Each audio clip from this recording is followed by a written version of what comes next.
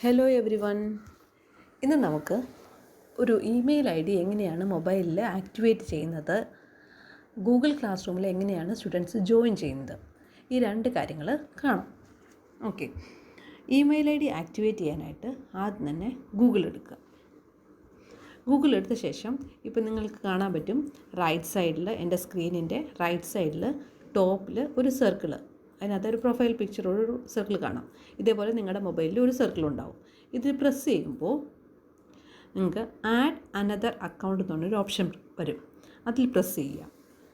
നമ്മൾ ആ ഓപ്ഷനിൽ പ്രസ് ചെയ്യുമ്പോൾ നമ്മുടെ മൊബൈലിന് ഒരു ലോക്ക് ഉണ്ടാവും. ആ ലോക്ക് അവർ ചോദിക്കും, വെരിഫൈ യുവർ ഐഡൻറ്റിറ്റി. അതായത് ചിലപ്പോൾ പാറ്റേൺ ആയിരിക്കാം, ചിലപ്പോൾ പാസ്വേഡ് ആയിരിക്കാം.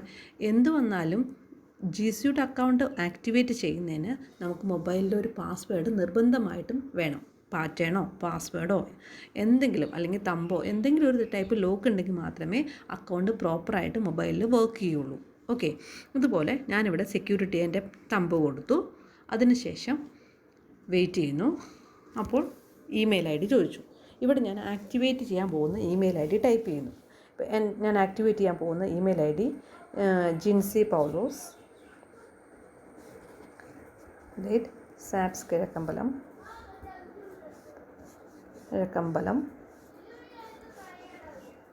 .com. അതിനുശേഷം അപ്പം ഞാൻ ഇമെയിൽ ഐ ഡി കൊടുക്കുമ്പോൾ ശ്രദ്ധിക്കേണ്ട ഏറ്റവും വലിയ കാര്യം എന്ന് പറഞ്ഞാൽ ഇമെയിൽ ഐ ഡിയുടെ ഇടയിൽ ഒരു സ്പേസ് പോലും ഇല്ല. ഓക്കെ, സാപ്സ് കിഴക്കമ്പലം .com ആണ് നമ്മുടെ ഡൊമൈൻ നെയിം, gmail.com അല്ല. ഓക്കെ, ഇതിൻ്റെ ഇടയിൽ സ്പേസ് പാടില്ല. @ കഴിഞ്ഞൊന്ന് സ്പേസ് ഇടരുത്. എല്ലാ സ്മോൾ ലെറ്ററാണ്. അതേപോലെ ജിമെയിൽ എന്ന് പറഞ്ഞൊരു വേർഡ് ഇതിനകത്തില്ല. ഓക്കെ, ആ ഇമെയിൽ ഐ ഡി കറക്റ്റായിട്ട് കൊടുത്ത ശേഷം നെക്സ്റ്റ് പ്രസ് ചെയ്യുക. നെക്സ്റ്റ് പ്രസ് ചെയ്തിട്ട് നമ്മുടെ പാസ്വേഡാണ് ചോദിക്കുന്നത്. ഈ ഇമെയിലിൽ നിങ്ങൾക്ക് സ്കൂളിൽ നിന്ന് തന്നിരിക്കുന്ന പാസ്വേഡ് നിങ്ങൾ എൻ്റർ ചെയ്യുക. ഓക്കെ, ഞാൻ എൻ്റെ അക്കൗണ്ടിൻ്റെ പാസ്വേഡാണ് എൻ്റർ ചെയ്യുന്നത്. നിങ്ങൾക്ക് സ്കൂളിൽ നിന്ന് തന്നിരിക്കുന്ന പാസ്വേഡ് ഏതാണെന്ന് വെച്ചാൽ ആ പാസ്വേഡ് നിങ്ങളിവിടെ എൻ്റർ ചെയ്യുക. എന്നിട്ട് ഷോ പാസ്വേഡ് കൊടുത്ത് ഈ പാസ്വേഡ് കറക്റ്റ് ആണോ എന്ന് വെരിഫൈ ചെയ്ത ശേഷം മാത്രമേ നിങ്ങൾ നെക്സ്റ്റ് പ്രസ് ചെയ്യാവുള്ളൂ. ഓക്കെ, അപ്പോൾ നിങ്ങൾക്കൊരു മെസ്സേജ് കിട്ടും.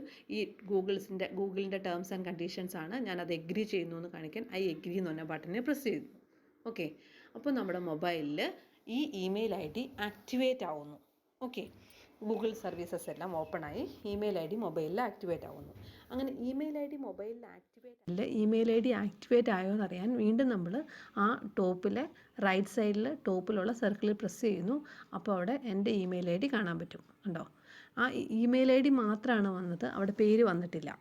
ഓക്കെ, ഇവിടെ എൻ്റെ പേര് കൂടി എഴുതി വന്നാലാണ് ഇമെയിൽ ഐ ഡി മൊബൈലുമായിട്ട് സിങ്ക് ആവുകയുള്ളൂ. ഓക്കെ, അപ്പോൾ ഞാൻ വെയിറ്റ് ചെയ്യണം. ഇമെയിൽ ഐ ഡിയിൽ സിങ്ക് ആയ ശേഷം മാത്രമേ ഞാൻ ഗൂഗിൾ ക്ലാസ് റൂമിൽ പോയിട്ട് കാര്യമുള്ളൂ. ഓക്കെ, നമുക്ക് പോയി ഇത് ഒന്നുകൂടി നോക്കാം.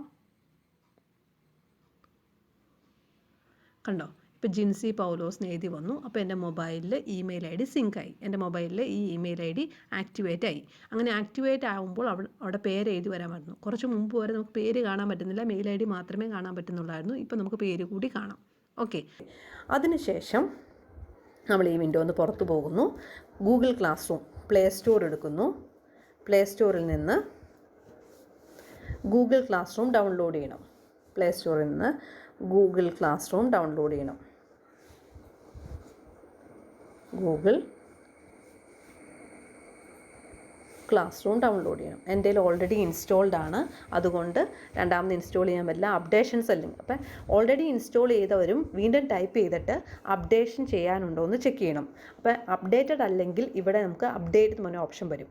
ഇൻസ്റ്റോൾഡ് അല്ലെങ്കിൽ ഇൻസ്റ്റോൾ എന്ന് പറഞ്ഞ ഓപ്ഷൻ വരും. ഓക്കെ, അപ്പോൾ ഇൻസ്റ്റോൾ ചെയ്യാത്തവർ ഇൻസ്റ്റോൾ ചെയ്യുക, അപ്ഡേറ്റ് ചെയ്യാത്തവർ അപ്ഡേറ്റ് പ്രസ് ചെയ്യുക. അപ്ഡേറ്റും ഇൻസ്റ്റോൾഡ് ചെയ്ത് അപ്ഡേറ്റഡും ആണെങ്കിൽ ഓപ്പൺ എന്ന് വരും. ഓക്കെ, ഇവിടെ നിന്നും ബാക്ക് ചെയ്യുക. ഇപ്പോൾ നമ്മുടെ അക്കൗണ്ട് ഗൂഗിൾ ക്ലാസ് റൂം എന്ന് പറഞ്ഞ ആപ്പ് എൻ്റെ മൊബൈലിൽ അപ്ഡേറ്റഡ് ആണ്, ഇൻസ്റ്റോൾഡ് ആണ്, അപ്ഡേറ്റഡും ആണ്.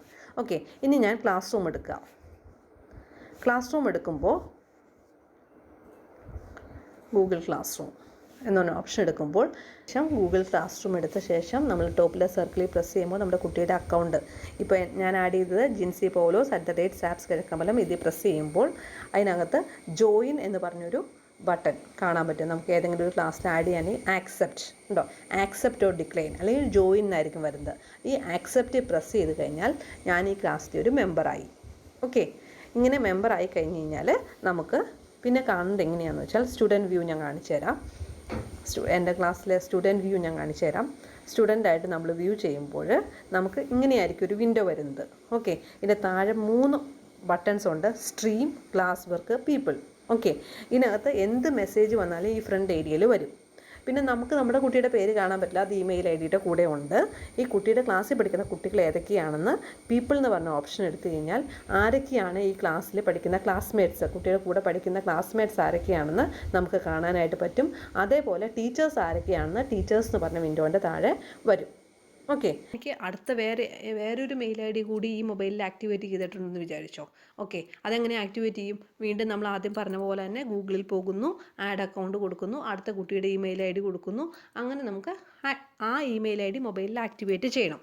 അങ്ങനെ നമുക്ക് ആവശ്യമുള്ള എത്ര ഇമെയിൽ ID, 3 കുട്ടികളുണ്ടെങ്കിൽ 3 കുട്ടികളുടെയും ഇമെയിൽ ID ഇതുപോലെ ആഡ് ചെയ്തിടുക. അതിനുശേഷം ഇവിടെ ഇപ്പോൾ എൻ്റെ ഈ ക്ലാസ് റൂമാണ് ഞാൻ കാണുന്നത്. ഇനി എനിക്ക് എൻ്റെ കുട്ടിയുടെ ക്ലാസ് റൂം എടുക്കണമെങ്കിൽ വീണ്ടും ഞാൻ ആ ടോപ്പിലെ സർക്കിളിൽ പ്രസ് ചെയ്യുന്നു. എന്നിട്ട് ഏത് കുട്ടിയുടെയാണോ ക്ലാസ് റൂം എടുക്കേണ്ടത് ആ ക്ലാസ് റൂമിൽ ഞാൻ പ്രസ് ചെയ്യുന്നു. അപ്പോൾ ആ കുട്ടിയുടെ ക്ലാസ് റൂം വരും.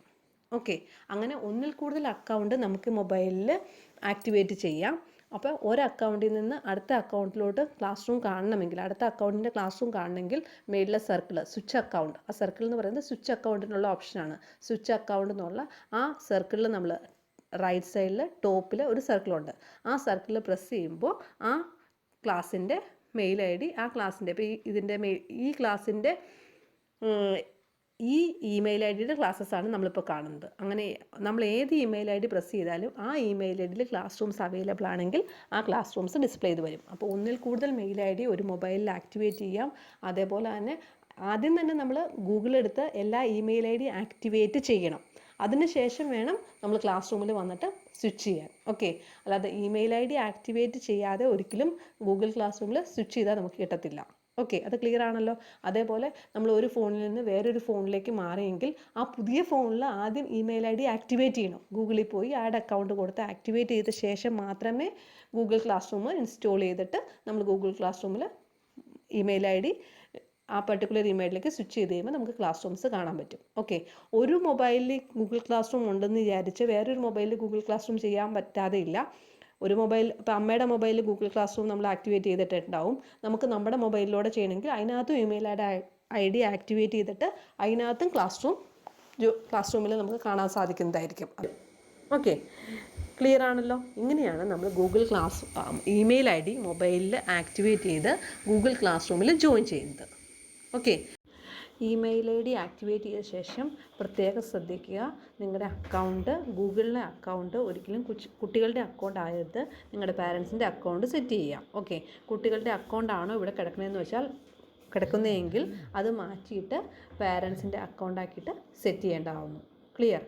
അപ്പോൾ ഇവിടെ ഇപ്പോൾ എൻ്റെ അക്കൗണ്ടാണ് ഞാൻ കിടക്കുന്നത്, സ്കൂൾ അക്കൗണ്ട് അല്ല. അപ്പോൾ സ്കൂൾ അക്കൗണ്ട് ഒരിക്കലും ഗൂഗിളിനകത്ത് ഡീഫോൾട്ട് അക്കൗണ്ടായിട്ട് വെക്കാതെ തിരിച്ച് പാരൻസിൻ്റെ അക്കൗണ്ടാക്കിയിട്ട് മാറ്റിയിടുക. Okay. Hope it is clear for you. Thank you.